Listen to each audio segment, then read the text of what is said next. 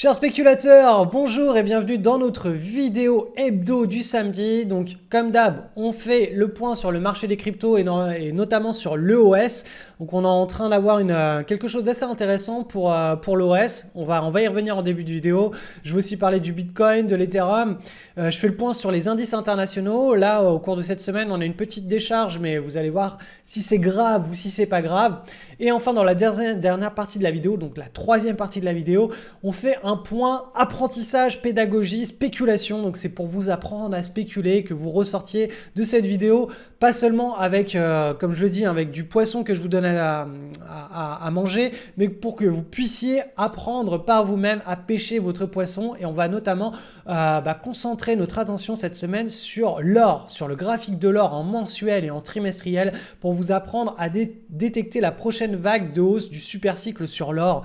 Donc tout ça est dans cette vidéo. Et enfin, dernière petite chose, je vous ai publié cette semaine une vidéo sur Ray Dalio qui est l'une des plus grandes fortunes de ce monde. C'est aussi l'un des plus grands investisseurs du monde. On entend trop peu parler de lui. Je vous ai fait une super vidéo. Le lien est en description de la vidéo que vous êtes en train de regarder. Donc, ne loupez pas cette vidéo. Allez, c'est parti pour cette semaine. Allez, c'est parti pour l'analyse du marché des cryptos. On va faire une petite review de quelques cryptos. Donc, on va commencer par l'iOS. Je vous rappelle que je crois que la date limite pour enregistrer vos iOS c'était hier. Donc si vous avez des clés Trésor, normalement il y a des petits tutos partout sur internet. Moi je l'ai fait en moins de 10 minutes. J'ai dû regarder 2 tutos pour être sûr que le premier tuto ne me faisait pas faire n'importe quoi. Donc c'était très simple à faire.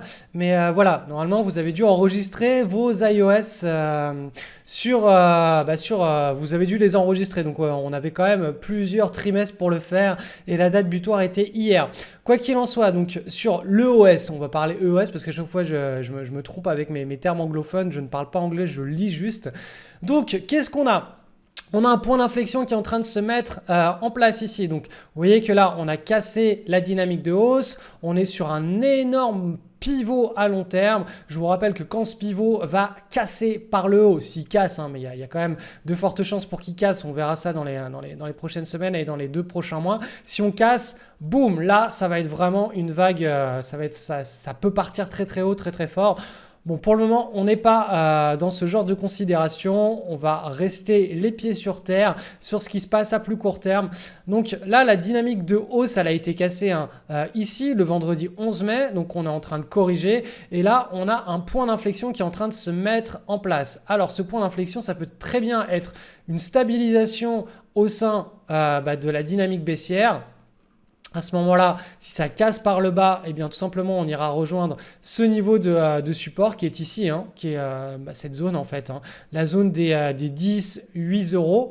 Et si on casse par le haut, eh bien tout simplement on va construire notre énorme tasse et anse qui est nécessaire à la mise en place du nouveau cycle de hausse pour assister à notre super vague sur l'EOS. Donc moi personnellement je privilégie davantage le scénario où on va casser. Donc de toute façon quand vous faites du swing trading, vous n'anticipez jamais un signal sauf si vraiment la pattern est absolument parfaite. Vous n'anticipez pas le signal.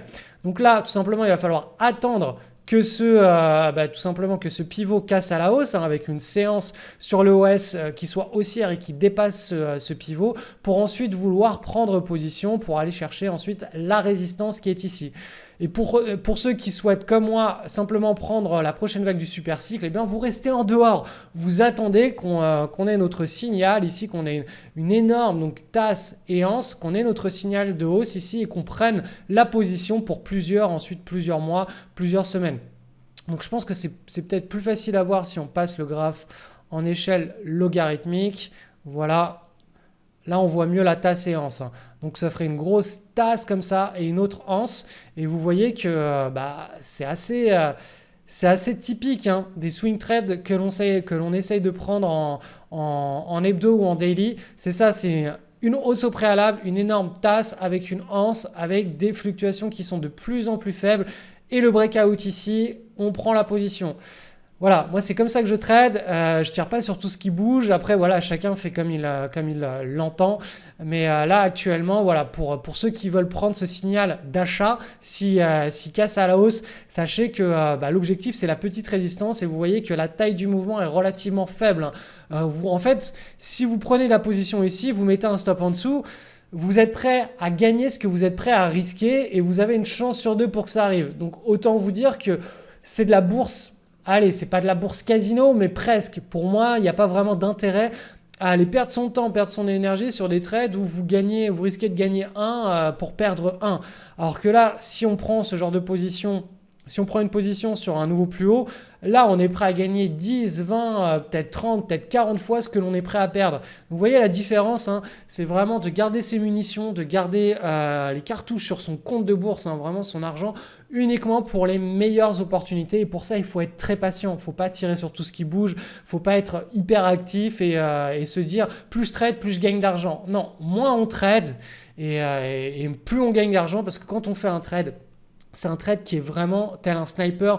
On attend que tout soit aligné. Le vent, la vue, la foule, je sais pas. Enfin, je suis pas sniper, je suis pas un meurtrier, mais vous voyez un petit peu l'image qui est véhiculée dans les films hollywoodiens. Il faut vraiment que tout soit aligné pour lâcher les chevaux.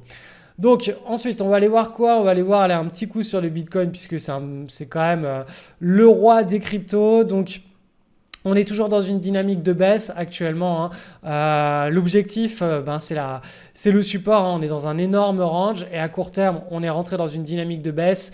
Donc là, vous voyez, on a un petit triangle qui est en train de se dessiner. Si on casse par le haut, eh bien, tout simplement, la dynamique de baisse sera enfin terminée, hein. Quand je dis dynamique de baisse, c'est celle qui s'est mise en place depuis le début du mois de mai. Donc là, ça baisse. On a eu un premier petit triangle. Là, on en a un deuxième qui se forme. On casse par le haut, on finit la dynamique de baisse. On casse par le bas. On a pour objectif le bas de l'énorme range à long terme. Donc voilà, ça c'est le sens qui va nous le dire de toute façon. Dans ce genre de situation, il n'y a rien à faire sauf à être patient et à attendre. C'est comme pour l'EOS. Je vous recommande d'attendre vraiment le signal de la prochaine vague du super cycle pour rentrer massivement sur l'ensemble du marché des cryptos. Ensuite, allez, on fait un dernier Ethereum. Allez, on part sur l'Ethereum. L'Ethereum, c'est pareil que sur le Bitcoin. Donc, on a terminé la dynamique pendant le début du mois de mai. On a fait un premier... Bon, alors, le triangle, on peut même le dessiner comme ceci. Hop là. Donc, on a stabilisé dans un triangle. Boum, on a cassé par le bas. Dynamique de baisse. Là, on a une nouvelle consolidation qui est en train de se mettre en place, hein, vous la voyez. Quand les cours commencent à stabiliser comme ça sur des niveaux, c'est très probablement qu'on a une consolidation. Et à l'issue de cette consolidation, soit on part vers le haut, soit on part vers le bas. Vu que là, on est dans une vague de distribution, c'est-à-dire que les gens revendent, on anticipe davantage une cassure vers le bas et un retour vers le support ici, hein, de cette énorme range. Bien sûr, si on casse par le haut, ça ce sera le scénario un petit peu plus optimiste et on sera dans la logique de super vague, comme ce que je vous ai montré sur l'EOS et dans toutes les précédentes vidéos sur le Bitcoin. Donc quoi qu'il en soit, voilà, sur l'Ethereum, ça stabilise. La petite dynamique de fond intra-range, hein, elle est toujours à la baisse. On attend une cassure vers le haut ou vers le bas. De toute façon, honnêtement, c'est pas là-dedans qu'on gagne, qu'on fait de l'argent. Bien sûr, il y a les day traders qui sont toute la journée sur leurs écrans, qui eux peuvent s'amuser, mais il faut être très bon day trader, hein. C'est pas, on s'invente pas des traders on s'improvise pas des traders du jour au lendemain. C'est un métier en soi. Il faut vraiment avoir des capacités qui sont comparables à un athlète de très haut niveau. Il faut tout maîtriser, la psychologie, le money management. Et voilà, seules les personnes qui font ça depuis 5 à 10 ans peuvent vraiment tirer profit. Sinon, les autres, pour le commun des mortels, dont je fais partie, eh bien, tout simplement, on reste en dehors du marché et on attend que tout soit aligné, que tout soit beaucoup plus simple et facile. Et c'est seulement à ce moment-là qu'on va placer nos paris. Mais c'est des paris qui ont une espérance de gain qui est absolument hors du commun. Analyse du sentiment de marché, on commence par le SP500 qui est l'indice mondialement le plus surveillé par tous les gérants de portefeuille et les fonds institutionnels. Donc regardez, cette semaine on a simplement stabilisé, on est toujours dans le scénario, hein. au sein de ce range de rebond vers le haut du range. Je vous rappelle qu'on a eu un signal assez puissant pendant la première semaine de mai. C'est un signal qui est très impulsif pour le range et pour la suite des événements. Donc on reste assez positif, on verra. Encore une fois, le bull market, la prochaine jambe haussière, elle va se jouer ici sur ces niveaux-là. Si on casse et qu'on fait un nouveau plus haut sur le SP500 et sur les autres indices internationaux, on aura là notre signal qu'on rentre dans une nouvelle psychologie qui est une psychologie très haussière. Là, on est toujours dans une psychologie nerveuse au sein d'un range et on est toujours dans l'anticipation du rebond au sein du range, du bas du range vers le haut du range. Sur le Nasdaq, on a exactement le même genre de situation que sur le SP500. On a eu une autre signal ici, on a ce qu'on appelle un point d'inflexion en double creux. Première semaine de mai, boum, ça a cassé vers le haut, donc ça c'est très positif pour la petite dynamique qui se met en œuvre là depuis plusieurs semaines. Cette semaine a été bien haussière, vous voyez qu'on a une belle barre ici. On s'attend à une stabilisation autour de la résistance, du haut du range et on verra si ça part vers le haut. Ce sera très très très bon signe pour la suite des événements. Donc le Nasdaq, le SP500, c'est quand même des indices qui sont très haussiers. Ils ont enregistré une très très forte ascension pendant 2016-2017 et là il y a de fortes chances pour que une nouvelle jambe haussière se dessine sur la deuxième partie de l'année. En tout cas pour le moment c'est bien parti pour. On va aller voir maintenant du côté de l'Europe avec le CAC 40 avec dividende brut réinvesti. Alors lui il est carrément sur des nouveau plus haut, vous voyez que le range ici, le haut du range a été cassé, mais pour qu'on soit vraiment dans un bull market, il faut que ce signal soit enregistré sur toutes les autres places financières qui ont pignon sur rue, c'est-à-dire le DAX, le CAC petite et moyenne capitalisation, le SP500 et le Nasdaq, chose qui n'est pas encore le cas. Donc là, pour le moment, on s'attend tout simplement à le scénario dont on parle depuis plusieurs semaines, à une stabilisation des cours sur ces niveaux-là. Et si ça casse par le haut, on aura notre signal de bull market, donc de marché haussier. Et là, on devrait se régaler en swing trading hebdo et swing trading daily sur la deuxième partie de l'année 2018. Ensuite, le CAC, petite et moyenne capitalisation. On est un petit peu dans le même genre de situation que sur les marchés américains, un petit peu moins bullish, un petit peu moins propre et haussier. Donc là, on était sur le bas ici, on est en train de rebondir vers le haut. Si on stabilise et qu'ensuite on casse le plus haut, on est sur le bull market. Vous voyez qu'ici, on est simplement dans une petite... on était sur une petite résistance au sein du range. Donc je vous la trace comme ça, même si ce n'est pas vraiment très pertinent, puisque dans un range, de toute façon, il y a de la volatilité. Mais bon, voilà, on était dans une petite résistance au sein du range. Donc là, très probablement, ça va stabiliser un petit peu et repartir vers le haut. En tout cas, la dynamique qui prédomine sur le CAC petite et moyenne capitalisation, c'est toujours ce rebond intra-range du bas vers le haut. Là, on est simplement dans une petite temporisation au sein du rebond du range, mais on n'est toujours pas en bull market. Et idem sur le DAX, donc le DAX qui est l'indice allemand, qui est un indice très volatile et qui répond bien au breakout, c'est-à-dire un breakout, c'est on stabilise entre deux bornes et dès qu'on casse par le haut ou par le bas, on a un breakout et la direction en général est assez vive. C'est un indice qui répond bien à l'analyse technique de manière générale. Donc idem, rebond du bas vers le haut du range. Là, ces 2 dernières semaines, on a une petite respiration, une petite stabilisation. Donc rien n'a changé en fait depuis qu'on analyse les indices depuis le mois de février. Rien n'a changé, on est dans un range, on a bien dessiné le bas du range, on est toujours dans notre rebond vers le haut du range. Et c'est là où les choses sérieuses vont se passer. Il va falloir vraiment qu'on regarde ça de plus près pendant l'été parce que là, si ça stabilise et que ça casse vers le haut, ça va être vraiment très très très positif pour la fin de l'année. On n'y est pas encore.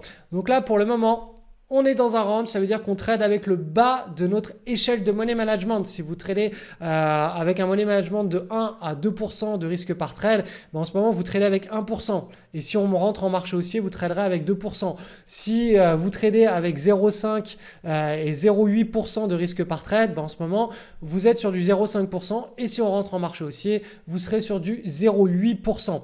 Donc vous voyez, c'est à ça que nous sert l'analyse du sentiment de marché et les différents indices, à savoir si on est vraiment dans une phase optimiste où on va avoir énormément d'opportunités. Et je vous rappelle que quand on est dans une phase très bullish, Quand on prend un trade, l'espérance de gain est beaucoup plus importante. Quand on prend un trade, la gratuité du trade est beaucoup plus facile à atteindre. Hein.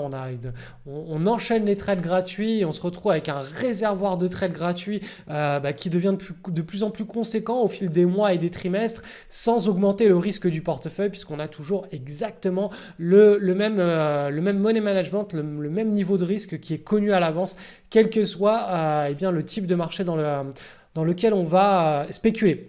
Donc voilà, vous êtes au courant de ce qui se passe sur les marchés financiers. Si vous regardez de toute façon cette vidéo de manière hebdomadaire tous les samedis, c'est un petit peu notre rendez-vous, le rendez-vous de notre communauté, de notre club.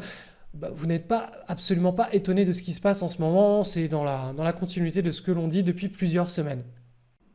Alors cette semaine, on n'a pas d'opportunité. J'ai absolument rien trouvé d'intéressant à vous ressortir. C'est assez rare ce genre de cas. En même temps, voilà, on est dans un range où déjà pendant les ranges, sur les indices, il n'y a pas beaucoup d'opportunités, mais en plus on a une petite correction dans le range, donc c'est un petit peu logique que pendant ce genre de semaine ou de période, il ne se passe pas grand-chose sur les screeners. Donc, j'ai pas de cas pédagogique, j'ai rien qui peut vous améliorer dans votre swing trading cette semaine en dehors de l'or. Donc, voici un graphe de l'or en mensuel. Donc, c'est simplement pour vous présenter encore une fois le genre de choses que l'on veut trader. Voilà, l'or, on reste en dehors depuis je sais pas combien d'années là, depuis 2011, 2012, 2013, on a fait un top sur l'or, on est parti vers le bas et il n'y avait plus rien à faire sur l'or depuis je sais pas combien d'années. Depuis 2013 là, ça fait 5 ans, peut-être 6 ans, on aura rien, mais rien de rien à faire sur l'or. Par contre, regardez la configuration historique de l'or. Il y a eu un puissant momentum sur l'or entre 2001 et donc 2011-2012. On a stabilisé ici dans une tasse avec une anse. Regardez la qualité de cette anse. Là, on voit des fluctuations. Donc, on a la tasse ici. Et là, on la lance. Et regardez les fluctuations au sein de cette anse. Elles sont en train de se réduire. Et si elles continuent à se réduire et qu'on a notre breakout, donc ça, voilà, on est sur une échelle de temps en mensuel. Vous voyez, les crypto-monnaies, on va les analyser sur du daily parce que les cycles sont beaucoup plus rapides. Ça se forme, ça stabilise et ça repart de manière beaucoup plus rapide. Les actions, de manière générale, c'est beaucoup plus la dynamique et davantage en hebdomadaire. Et pendant les marchés aussi, on va pouvoir aussi partir sur du daily pour identifier ce genre de pattern. Et bien sur les matières premières et sur les indices boursiers, c'est beaucoup plus long, c'est beaucoup plus lourd. Les cycles sont plus amples, ils mettent plus de temps à se mettre en place. Et bien c'est pour ça qu'on va davantage partir sur du mensuel. Et même carrément du trimestriel, parce que sur l'or, on peut regarder, on verra cette pattern en trimestriel si je l'affiche, et si Pro Real Time, ils vont être en maintenance là dans 10 minutes, donc j'essaie de terminer cette vidéo avant les 10 minutes. Donc voilà, vous voyez en trimestriel, donc une barre là, une bougie égale un trimestre, donc 3 mois, on voit bien le fort momentum, la tasse et l'anse qui est en train de se former. Donc l'anse n'est pas complète, il faut encore que ça stabilise. Et ensuite, si on a le breakout en trimestriel, et on le verra arriver bien plus tôt en mensuel, puisque un trimestre égale 3 barres en mensuel, on aura un puissant signal de hausse sur l'or. On n'y est pas encore. On ne veut pas anticiper ça. Ça se trouve, ça va partir par le bas. Mais ce que je veux vous dire par tout ça, c'est que quand on est dans ce genre de pattern, le moment où on va prendre la position, c'est le moment où on aura la cassure par le haut. Et si ça casse par le bas, on ne prend pas position. Il faut vraiment attendre que tout soit aligné. Et notre but en tant que spéculateur, c'est pas d'anticiper à tout va la hausse ou la baisse d'un actif. C'est d'attendre qu'un actif, peu importe que ce soit une action, une crypto-monnaie, une devise, une matière première, peu importe la nature du support sur lequel on va trader, il faut juste que ce support, il ait ce genre de configuration pour qu'on rentre en position dessus. Le reste, ça ne nous intéresse pas. L'analyse des cryptos que je fais chaque semaine en début de vidéo, je le fais pour faire plaisir à la communauté. Mais honnêtement, à mes yeux, ça n'a aucun intérêt. Le seul moment où l'analyse des cryptos aura un intérêt, c'est quand vraiment on aura un signal de hausse. C'est comme sur l'or, je ne vais pas m'amuser à vous faire une analyse technique de l'or toutes les semaines. Il ne se passe rien d'intéressant. Le jour où on aura notre breakout sur l'or, là par contre, je vais y aller et je vais vous faire des analyses hebdomadaires sur l'or en vous expliquant ce qu'il est en train de se passer parce qu'on sera dans quelque chose qui va vraiment attirer notre attention. parce qu'on va vraiment vouloir prendre position dessus et gérer notre risque et surfer une tendance moyen-long terme sur l'or. Bien sûr, les cryptos, en principe, je devrais faire la même chose. Je sais qu'il y a beaucoup de gens qui font des bêtises sur les cryptos. Donc voilà, je le fais pour vous faire plaisir et surtout pour vous éviter de faire des grosses bêtises en vous rappelant et en vous répétant qu'il ne faut pas prendre position tant qu'on n'est pas dans une situation qui ressemble à l'or en mensuel ou de manière générale à toutes les actions que je vous présente en deuxième partie de vidéo chaque semaine. Donc voilà, c'est pour votre éducation de spéculateur. La spéculation, c'est pas c'est pas au doigt mouillé, hein. C'est vraiment, on attend toujours des séquences qui sont toujours les mêmes. C'est pas compliqué quand on sait quoi regarder et combien mettre dessus, parce que le money management, c'est le deuxième pilier pour une spéculation réussie.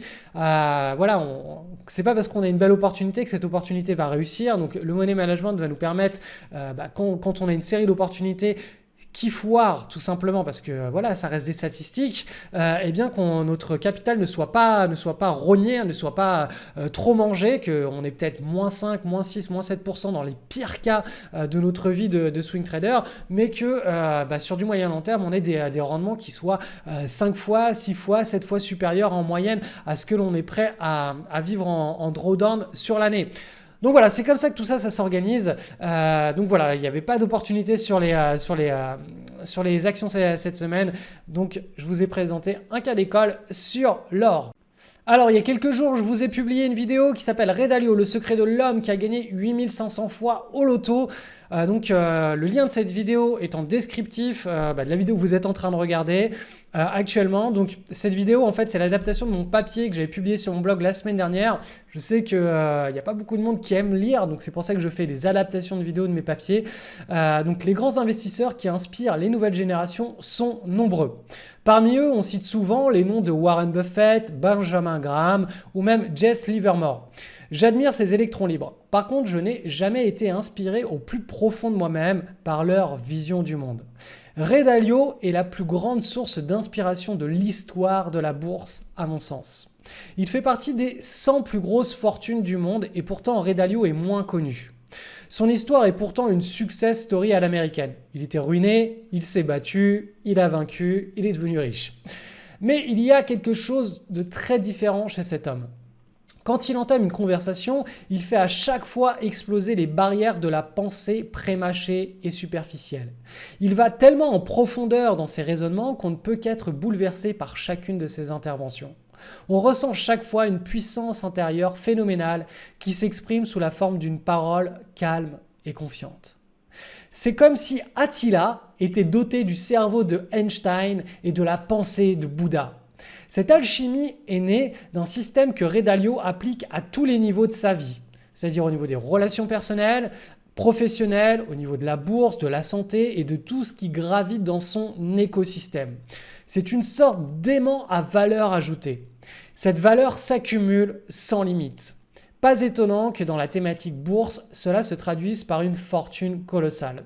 Donc voilà, cette vidéo, je vous recommande vraiment d'aller la regarder. Vous allez apprendre des choses absolument folles, c'est-à-dire son principe de méritocratie, c'est une tuerie. Si vous mettez ça en place dans votre vie, vous mettez ce genre d'écosystème en place dans votre vie, dans toutes les thématiques de votre vie, vous allez, comme je l'ai dit, attirer de la valeur comme un aimant et vous allez accumuler cette valeur comme Ray Dalio l'a fait et c'est pour ça qu'il se retrouve à la tête d'un trust de 160 milliards de dollars. Il a une fortune personnelle estimée à 17 milliards.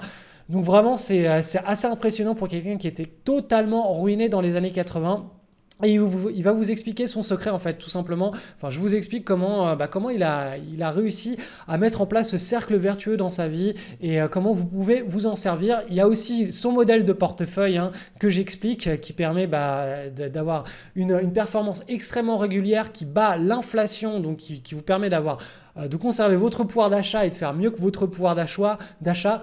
Quels que soient les cycles économiques, que l'on soit dans un cycle d'hyperinflation de Weimar, que l'on soit dans une hausse ou une baisse des taux d'intérêt, que l'on soit dans la grande dépression des années 1930, ce modèle de portefeuille a été testé dans toutes les pires crises économiques, il a toujours eu une stabilité absolument folle et c'est pour ça qu'il s'en sert pour gérer son propre trust familial et il met tout l'argent de sa famille et il assure eh bien, la descendance, les prochaines générations grâce à ce modèle de portefeuille que je vous explique voilà, à partir de cette vidéo. Donc le lien est en description et vraiment ne loupez pas cette vidéo, c'est une pépite de l'année. Allez, à tout de suite.